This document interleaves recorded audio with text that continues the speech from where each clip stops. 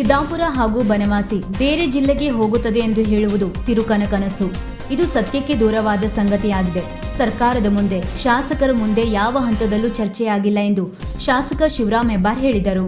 ಮಂಗಳವಾರ ನಗರದಲ್ಲಿ ಸುದ್ದಿಗಾರರೊಂದಿಗೆ ಮಾತನಾಡಿದ ಅವರು, ನನ್ನ ಕ್ಷೇತ್ರದ ಬನವಾಸಿ ಭಾಗದ ಜನರು ಯಾರೂ ಗೊಂದಲಕ್ಕೆ ಒಳಗಾಗುವ ಅವಶ್ಯಕತೆ ಇಲ್ಲ. ನಿಮ್ಮ ಶಾಸಕರು ಗಟ್ಟಿಯಾಗಿದ್ದಾರೆ. ಯಾರನ್ನು ಹೇಳಿ ಕೇಳಿ ಮಾಡದೆ ಬನವಾಸಿಯನ್ನು ತೆಗೆದುಕೊಂಡು ಹೋಗಿ ಸಾಗರಕ್ಕೆ ಸೇರಿಸುತ್ತಾರೆಂದರೆ ಇದು ತಿರುಕನ ಕನಸು. ತಿರುಕನ ಕನಸು ಕನಸಾಗಿಯೇ ಇರಲಿದೆ ಎಂದರು. ಕಳೆದ ಸಚಿವ ಸಂಪುಟದಲ್ಲಿ ಅಥವಾ ಮುಖ್ಯಮಂತ್ರಿಗಳ ಬಳಿ ಶಿರ್ಸಿ ಜಿಲ್ಲೆಯ ಬಗ್ಗೆ ಚರ್ಚೆ ನಡೆದೇ ಇಲ್ಲ. ಉಪೇಂದ್ರ ಪೈ ಯಾಕಾಗಿ ಅಂತಹ ಹೇಳಿಕೆಯನ್ನು ನೀಡಿದ್ದಾರೆ ನನಗೆ ಗೊತ್ತಿಲ್ಲ. ಜಿಲ್ಲೆಯನ್ನು ಒಡೆದು ಶಿರ್ಸಿ ಜಿಲ್ಲೆಯಾಗಬೇಕು ಎಂದು ಮಾಧ್ಯಮಗಳಲ್ಲಿ ಕೆಲವು ಸಂಘಟನೆಗಳ ಮೂಲಕ ಚರ್ಚೆ ಆಗಿದೆಯೇ ಹೊರತು ಸರ್ಕಾರದ ಮಟ್ಟದಲ್ಲಿ ಚರ್ಚೆ ಆಗಿಲ್ಲ. ಉಪೇಂದ್ರ ಪೈ ಹೇಳಿಕೆ ಸತ್ಯಕ್ಕೆ ದೂರವಾಗಿದೆ ಎಂದರು. ಜನರು ಅಭಿಪ್ರಾಯ ಪಡುತ್ತಾರೆ ಎಂದಾಕ್ಷಣ ಘೋಷಣೆ ಮಾಡಲು ಸಾಧ್ಯವಿಲ್ಲ. ಸಾಧಕ ಬಾಧಕಗಳು, ಬುದ್ಧಿಜೀವಿಗಳು, ಸಂಘಟನೆಗಳ ಅಭಿಪ್ರಾಯ ಇವೆಲ್ಲ ಚರ್ಚೆಯಾಗಬೇಕು. ಸಭೆ ಮಾಡಿದಾಕ್ಷಣ ಜಿಲ್ಲೆ ಮಾಡಲು ಸಾಧ್ಯವಿಲ್ಲ. ಬೆಳಗಾವಿ ಅಂತಹ 2 ಸಂಸದರನ್ನು ಹೊಂದಿದ ಜಿಲ್ಲೆಯೇ ಇದುವರೆಗೂ 2 ಜಿಲ್ಲೆಗಳನ್ನು ಕಾಣಲು ಸಾಧ್ಯವಾಗಿಲ್ಲ. ಜಿಲ್ಲೆಯಲ್ಲಿ ಮತ್ತೊಂದು ಜಿಲ್ಲೆಯಾಗಬಾರದು ಎಂದಿಲ್ಲ. ಆದರೆ ಸಾಧಕ ಬಾಧಕಗಳ ಬಗ್ಗೆ ಚರ್ಚೆಯಾಗಬೇಕು. ಚರ್ಚೆಯ ಆಧಾರದ ಮೇಲೆ ನಿರ್ಧಾರವಾಗಲಿದೆ. ಹಾಗೂ ನನಗೆ ಜಾತಿ ಗಣತಿ ಬಗ್ಗೆ ಮಾಹಿತಿ ಇಲ್ಲ. ಮಾಹಿತಿ ಪಡೆದುಕೊಂಡು ಮಾತನಾಡುತ್ತೇನೆ ಎಂದರು. ಮತ್ತು ಬನವಾಸಿ ಬೇರೆ ಜಿಲ್ಲೆ ಹೋಗುತ್ತೆ ಅಂತ ಹೇಳೋದೇನಿದೆಯಲ್ಲ, ಇದೊಂದು ತಿರುಕನ ಕನಸು. ಇದು ತಿರುಕ ಕಂಡಿರ್ತಕ್ಕಂಥ ಕನಸು ಮಾತ್ರ. ಸರ್ಕಾರದ ಮುಂದೆ, ನಮ್ಮ ಶಾಸಕರುಗಳ ಮುಂದೆ ಯಾವ ಹಂತದಲ್ಲಿಯೂ ಚರ್ಚೆ ಆಗಲಿಲ್ಲ. ಸತ್ಯಕ್ಕೆ ದೂರವಾದ ಸಂಗತಿ. ನನ್ನ ಕ್ಷೇತ್ರದ ಬನವಾಸಿ ಭಾಗದ ಜನ ಕೂಡ ಯಾವ ಗೊಂದಲಕ್ಕೊಳಬೇಕಾದಂಥ ಅವಶ್ಯಕತೆ ಇಲ್ಲ.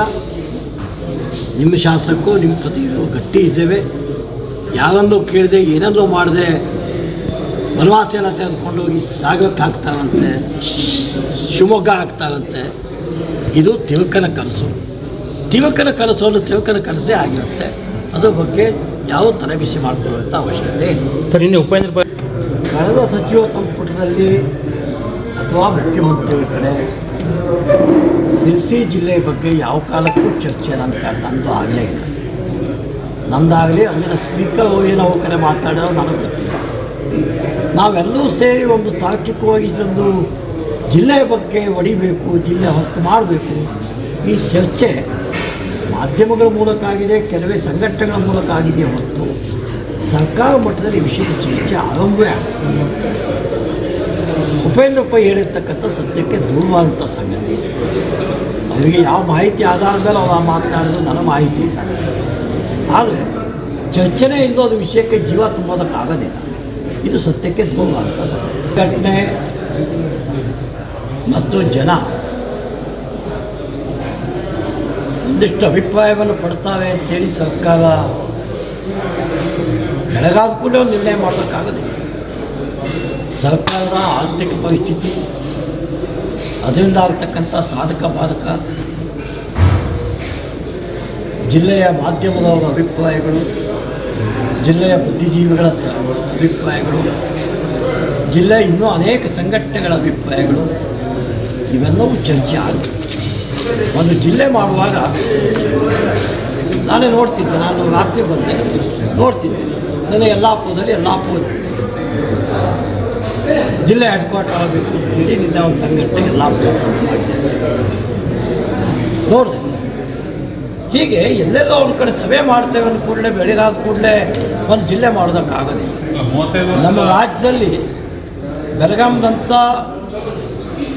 18 ತಾಲೂಕುಗಳು, 2 ಪಾರ್ಲಿಮೆಂಟ್ ಸದಸ್ಯರಿರ್ತಕ್ಕಂಥ ಬೆಳಗಾಂದಂಥ ಜಿಲ್ಲೆಗಳೇ ಇವತ್ತು ತನಕ 2ನೇ ಜಿಲ್ಲೆ ಕಾಣೋದಕ್ಕಾಗಲಿಲ್ಲ.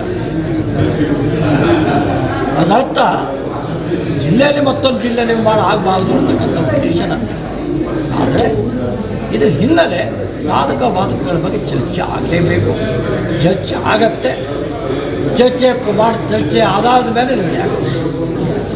ಕೆಲವು ಹೇಳ್ತಾರೆ ಘಟ್ಟದ ಕೆಳಗೆ ಮತ್ತು ಘಟ್ಟದ ಮೇಲೆ ನಮ್ಮನ್ನು ಹೊಡಿಬಾರ್ದು, ನಾವು ಅಖಂಡ ಜಿಲ್ಲೆಯಾಗಿಯೇ ಹೊಡಿಬೇಕು ಹೇಳ್ತಕ್ಕಂಥವ್ರು ಅನೇಕ ಜನ ಇದ್ದಾರೆ.